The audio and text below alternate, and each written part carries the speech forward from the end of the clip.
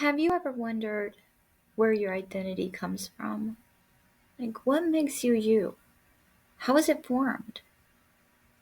And that's what I want to explore with you today. Is like, what is the difference between identity based thinking and attachment? And how does that affect our overall lives, our perception of ourselves, and even our decision making? What is identification and what is attachment? What are the differences and what are the similarities between the two? Starting with identification. Identification, or what I mean by that, it's the idea behind a concept that is personalized or individualized. So an individual will take an idea and they will personalize it to themselves. Whereas attachment, it's a fixed emotion that is tied to an identity or an identification, depending on the layer of it. So, beginning with identification, we're going to explore what does it mean to be identified with something and what are the implications which influence us in our daily personal lives and our personality overall. Let's say you have a bucket, and within that bucket, you have all these pieces of paper, and on each piece of paper is something you identify with currently. And everything within that bucket, it's a culmination of your personality in this current moment. So when you want to take out one of those pieces of paper and get rid of them, typically it's not too difficult. You have all these other pieces of paper with identity in them. Now, if you were to completely empty that bucket, you would have just an empty bucket. You would have a loss of identity. You would have an identity crisis. So, oftentimes, when that bucket starts getting low, we'll start finding more scraps of paper to write something on and put back in those places where those voids are at. So, there are many layers to what's in your bucket. The ones at the bottom, they've been there for a while. Those are the old guys, the ones that just the elders, they've been around for a long time. And so it's usually more the ones that are on the surface level that are easier to remove and to replace. However, the idea is that you know that you can at any point choose what to identify with and what not to identify with. It's a conscious choice once you understand that in your bucket is there are all these fragments of characteristics and aspects of yourself that you can choose. You don't have to accept what was thrown in your bucket because over time, probably many times, others have thrown scraps of paper in your bucket of what and how they identified you. And you can just pull those out and throw them to the side and replace them with what you want. Now, that's when it's in the identification process. If at some point it had become part of your experience and had become an emotional attachment, it would be a harder um, release. It would be more difficult to extract those pieces of paper because they're no longer paper. They're no longer just pieces of paper that you can remove. So attachments are more difficult, but we'll stick with just speaking about identification and how that process culminates into your daily life right now. So when you choose something that you want to identify with, something that you choose to be a healthy characteristic or aspect of self, maybe something that's underdeveloped currently. Let's say I want to be more assertive. For me, that's not hard. I'm a master at that part. But I remember a time when I wasn't assertive. And so that was an idea that I needed to conceptualize and personalize.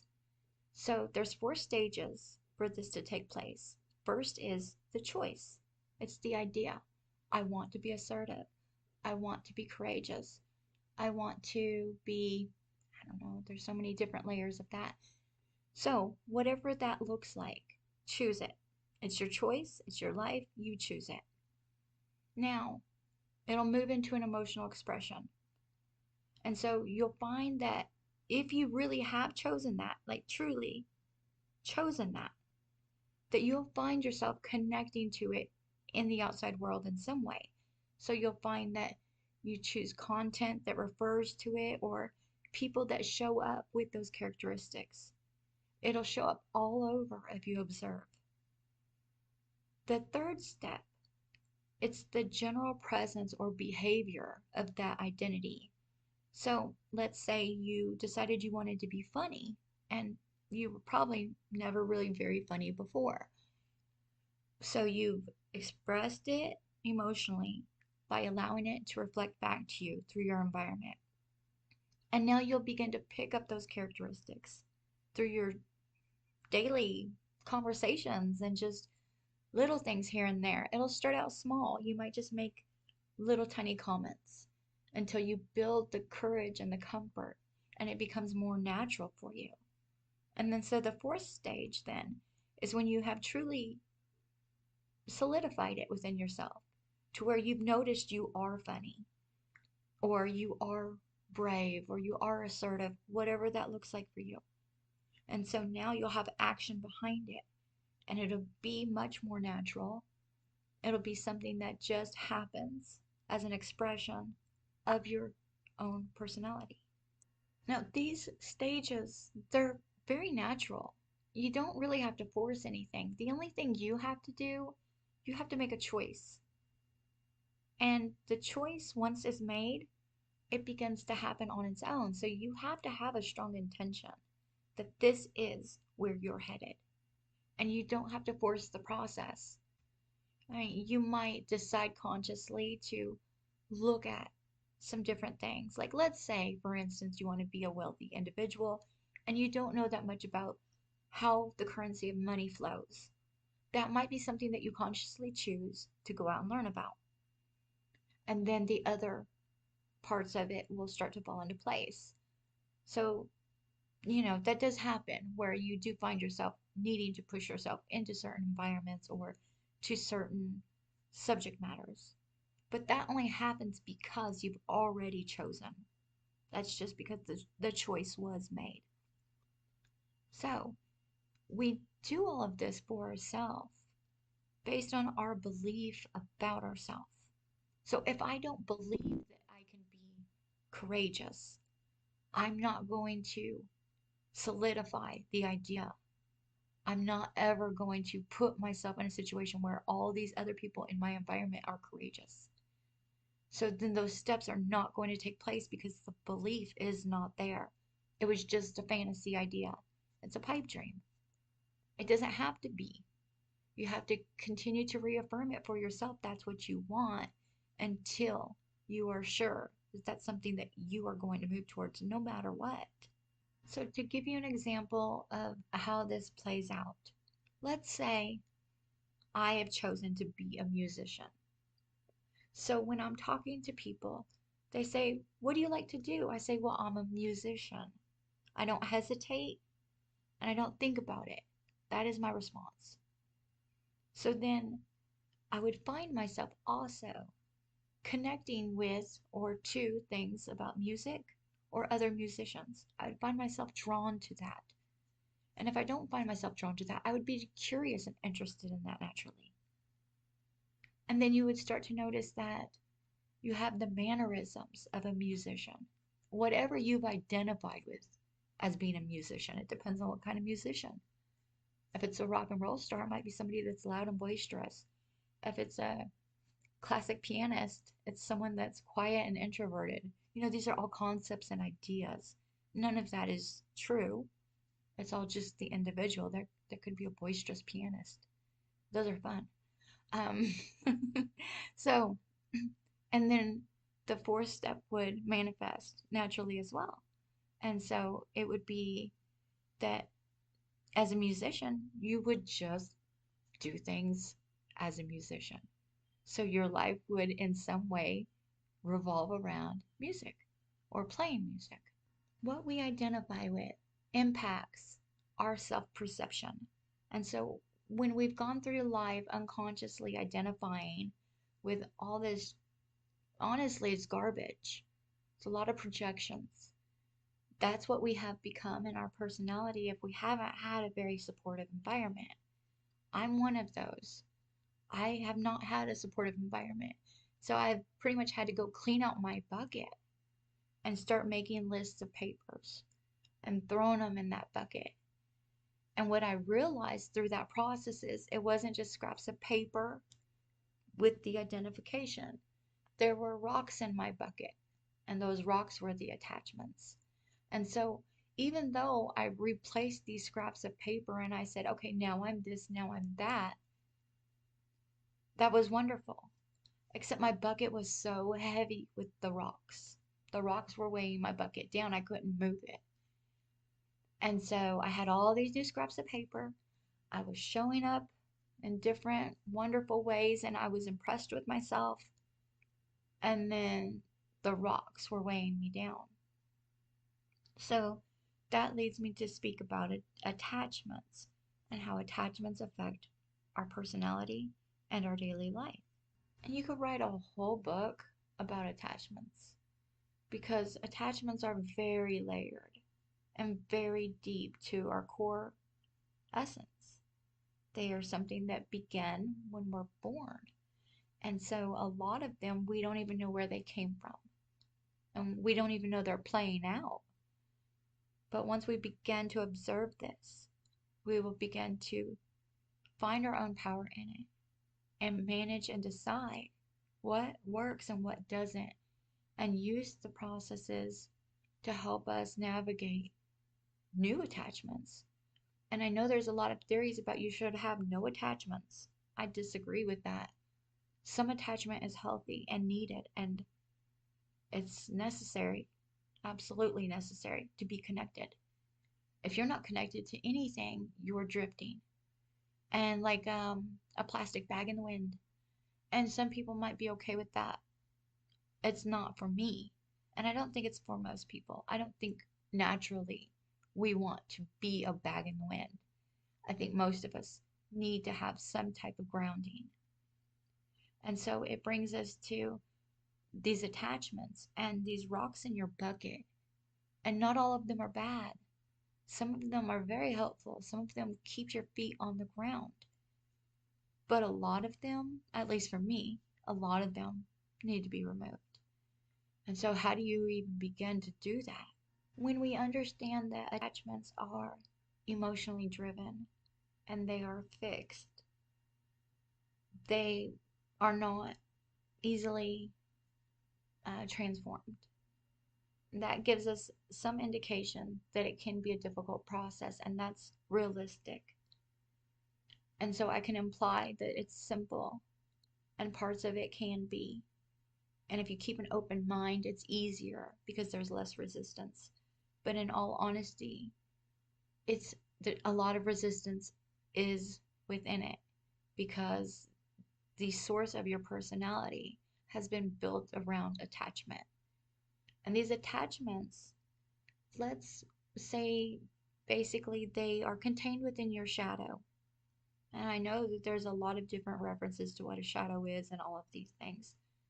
So you can use your own interpretation on what that looks like for you because not all attachments are bad and not all shadow like aspects are bad. But the ones we're talking about are going to be more harmful ones because those are the ones we want to extract. We obviously don't want to extract something that is good and healthy. And so the ones that are keeping you in a holding pattern and a negative response.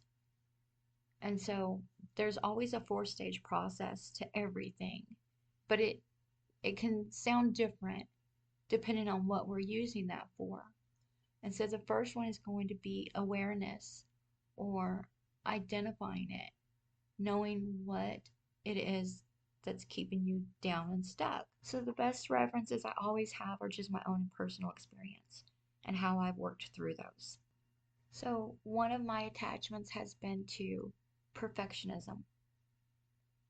And I have spent my whole life thinking that there is some end goal to that. That if I kept perfecting the things that I did, that there was some perfect at the end of the road. And I found that there never was. There was just a lot of stress and burden. And only when I got burnt out did I realize all that stress and burden that I had placed on myself.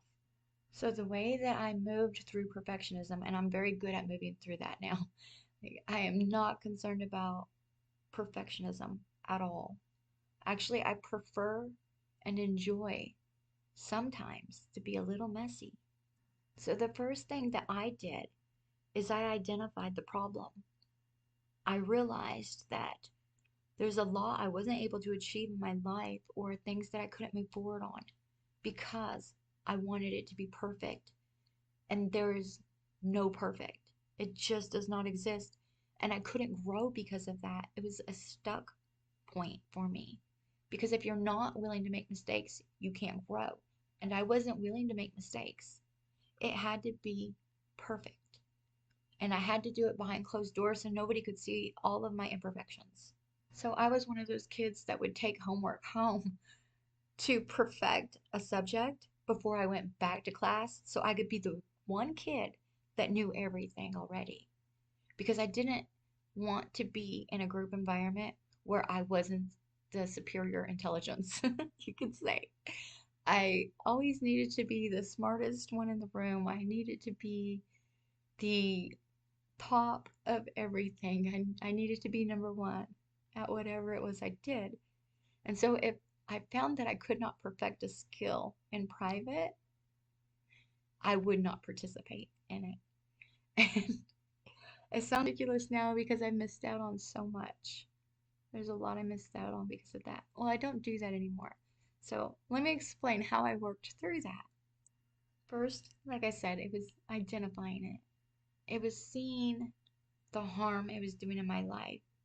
And then when I could look at the other side of it and think, oh my goodness, look at all this fun I'm missing out on. Look at these things I actually want to do, but I'm keeping myself from doing them because I don't want to not be good at it. And I see my son doing this. And so I'm really working with him on letting go of this attachment that some of these attachments are just ancestral, unfortunately. But, it is what it is. We have them. And so I had to identify the hurtful spot and the other side of what would that healing look like. I don't believe in healing, really. I believe in development, and I believe in progression. I believe these are immature and underdeveloped places within us that are just looking to be encouraged to mature.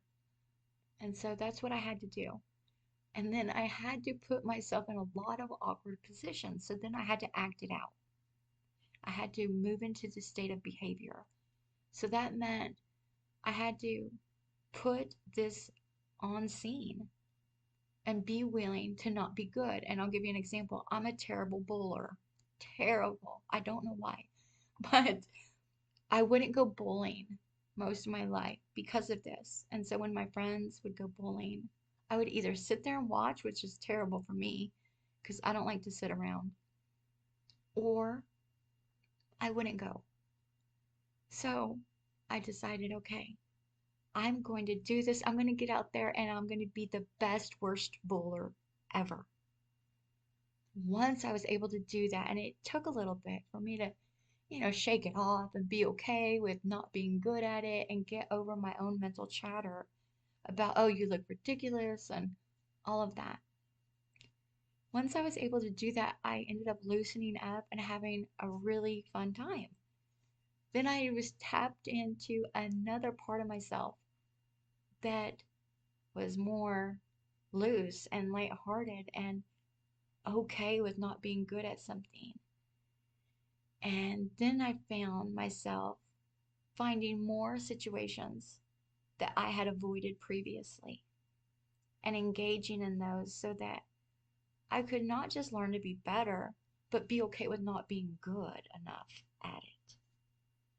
And I really had to conceptualize the idea that not only was I not going to be good at it, but I didn't want to be good at it, but yet I was still going to participate. And that was even better. So, what happened then when I entered into something that I wanted to be good at, but I wasn't, and I still had to be out in the limelight with it? That's harder to do because the expectations are higher. And so that was the next phase, is really putting this into action. The stage before it, you could take it lighthearted and you could kind of, work yourself into it. And this applies to anything, it's not just perfectionism. So you move from the behavior to the actual embodiment of it. And so then I found myself naturally gravitating to learning new things and experimenting in new things and being the novice at it and being the student, being open to being the student. And even now, loving to be the student of anything and everything that I can. I don't mind being the student. I do not need to be the teacher. I like being the teacher too when it's relevant. But I am selfish. And so I like being a student because the student is, yeah, it can be the giver, but it's also the receiver. And for me, that's how I accept it. I accept it on the receiving end, that I get to absorb all of this wealth of information that all of these wonderful people have acquired. And I get to be a part of that. And so that's how I overcame perfectionism and that attachment. And that has dramatically transformed my life because it's opened up so many new doors of things that, well, things I enjoyed doing, but I wasn't good at, and I do them anyway. And then things that I was just afraid to do because I didn't know how to do. And I know this sounds goofy, but I went out and bought a tool set because now I'm, I'm interested in fixing stuff. Like, I always saw myself not good with being like a fix it person. And now I'm like gonna get in there and I'm, getting a screwdriver and just getting messy. And I'm okay with it. And usually I either watch a YouTube video to try to figure it out, and sometimes it helps and sometimes it doesn't. And I'll just take things apart and get messy and explore and see what happens.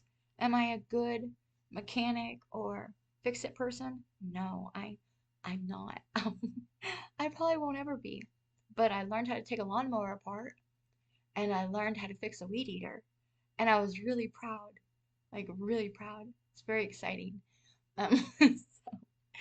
So it opened up new doors for just new experiences, even if they're small.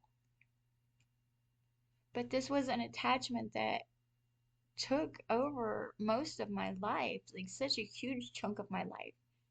And how did that rock get in my bucket? I have no idea. I don't know exactly where it came from. I kind of have, ideas. I remember different places in life where it may have begun to manifest, but maybe it had already manifested. I don't know. So, so just to recap a little bit, and I know this is very surface level of the way that I'm approaching this subject, but just to summarize, there are always going to be four stages. It's the awareness, or just choosing the idea. It's always the thought process. And then it's the emotional connection. And then it's a behavior or mm, um, a passion and inspiration towards whatever it is. And then it's the embodiment of or the action towards whatever it is that you're doing or not doing. So just remember there's always four stages. They will begin to happen naturally. The more conscious you are of it, the easier it is because it releases resistance. And I know it's not an easy process. It takes time. Be patient with yourself. But the identification of it and understanding and awareness of it is where it all begins.